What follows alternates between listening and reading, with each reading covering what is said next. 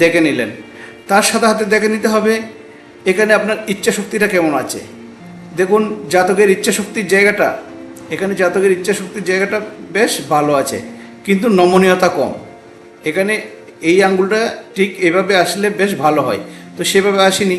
এখানে দেখতে পাচ্ছেন আঙ্গুলটা কিন্তু বেশ সোজা অবস্থানে আছে, এটা বেশ ভালো পেয়েছে, এই জায়গাটা বেশ ভালো, এখানেও ভালো।